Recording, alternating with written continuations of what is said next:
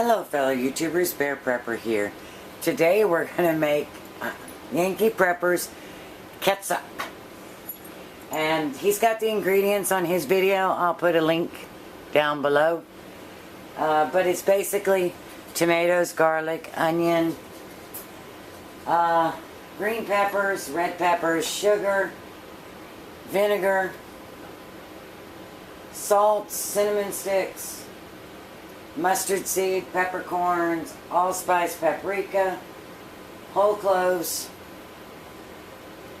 celery seed, basil, and jalapenos for your choice. And then I added some fresh basil and some oregano to mine. And I froze my tomatoes. Well, I cored them and cut them in quarters and froze them. Then when I thawed them, I peeled the skins off. They come off really easy. A little mushy, but it comes off really easy. And then I used my immersion blender to get it the beginnings of mixing up, because it's still really, really cold. And you're supposed to cook it on low, but mine is so cold that I have mine on just about high. We'll see if we can get it boiling. I have my great big huge spoon here that I love. It goes all the way down to the bottom of the pot so that I don't burn anything. And I don't stick my hands in the bowl. So that's pretty darn good. And I did 2 whole garlic bulbs on mine. And only 2 jalapenos. So I'm going to let that get to boiling. And then I'm going to throw in my little spice bag. Like he had cinnamon sticks, cloves, black pepper, mustard seed. I think that's all I have in mind. And I'll throw that in for about 20 minutes. So let's get this hot and boiling and we'll get back with you. Hi, all the girls are doing our canning tonight, so there they all are. Hi, ladies. Hi, Bear. Alright, let me show you the rest of this. Alright, after you get it boiling, drop in your little spice pack. And I really like the flavor of it. I just got to get some of the lumpies out of it. And it's a little sweet, I would say. So I'm hoping as it thickens and cooks down, it'll take some of that sweetness away with more of a tomato flavor. And peppercorns will probably help with that too. It's going to cook for a while because I want it a whole lot thicker than that for my ketchup. Okay, it's been cooking for about 2 hours, and as you can see how much it's cooked down. I used my immersion blender, and then I tried to strain it through a spaghetti strainer and my fine strainer, and none of it would go through. It was a little too small for the spaghetti strainer, and for my fine strainer it was a little too big. So I did the immersion blender on it again and got it pretty darn smooth. And so I've got some in the refrigerator checking the consistency to see if I'm finally where I need to be so I can get this canning done. Alright, we have Big Bertha full. I think there's 16 pints in there.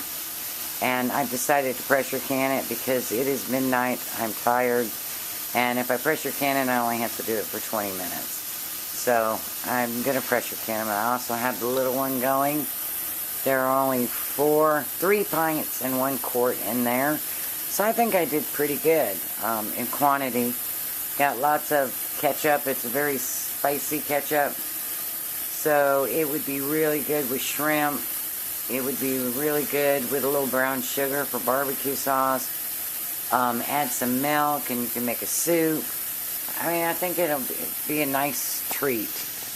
In lots of ways I can do things with it. So I'll come back to you when I pull it out of the canner. Okay, so it's the next morning. And it's looking good. I got 20 pints. Well, 19 pints in 1 quart. But you see, forgot my vinegar. Have my vinegar. Forgot my vinegar. So let's put these side by side. That's the difference between using vinegar and not using vinegar. in Bexar County, Texas. We have got some really hard water. So now instead of having it simply rinse them off, take the rims off, rinse them off, now I'm going to have to actually scrub it to get it off. I mean, it comes right off. It doesn't hurt your product, but they sure are some ugly jars. So folks, try to remember your vinegar.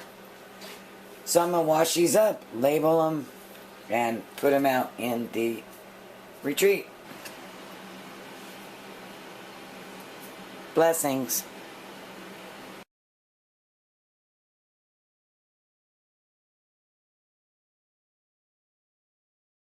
Okay, so let's show you what you can do with this wonderful, wonderful ketchup. When I got the taste and I realized it tastes like something that I had many years ago. My ex-husband was from Pennsylvania, Pittsburgh, and there's this little hole in the wall that sells hot dogs. And they're called Jim's Hot Dogs. Some of you have probably heard of them.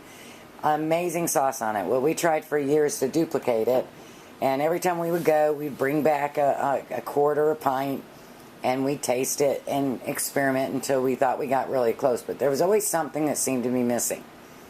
A texture thing.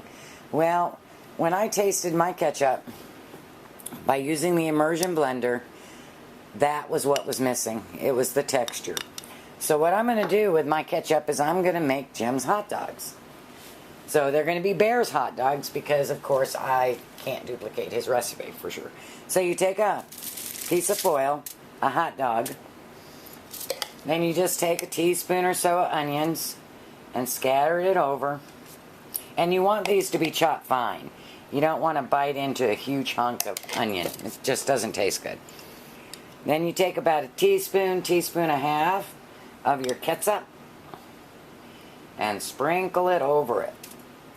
And you'll find as you do these, if you want more or less, you can always do it afterwards too. You can add additional, but you definitely want it inside the hot dog when you cook it.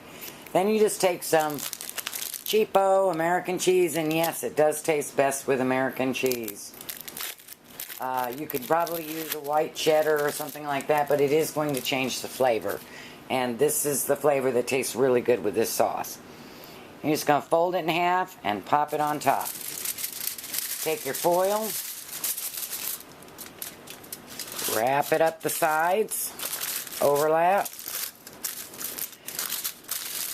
and then we're going to bake these for probably about 15 minutes in a 350 oven. Alright, so I have 16 here. Yes, I know that's a lot. We aren't feeding that many people. But what you do is the ones that are done and you don't eat, you put them in your freezer. And then when you want to eat them, you just pop the foil off and microwave them or throw them in the oven to thaw them back out. And you can put them in your lunchbox. They stay nice because they're frozen. By the time lunchtime comes around, you don't get the soggy bread and everything. So we also tried this sauce, ketchup from Yankee Prepper, on chicken, barbecue chicken. So we did it as barbecue sauce and like beef tips and vegetables, and it was wonderful. It tastes slightly different on each one. On French fries, it tastes exactly like a little spicy ketchup, but it tastes totally different out of the jar or on a meat. So I'm really excited to see how this turns out. For the cheese, don't use Kraft. Got a funny taste. Or whatever kind of cheese I used. It didn't melt. It should have melted. And it didn't, but see how steamy the onions get? But I did not like the cheese. So try Velveeta or shredded cheese, and you'll probably have a better result, because you want that cheese to melt into it. Blessings.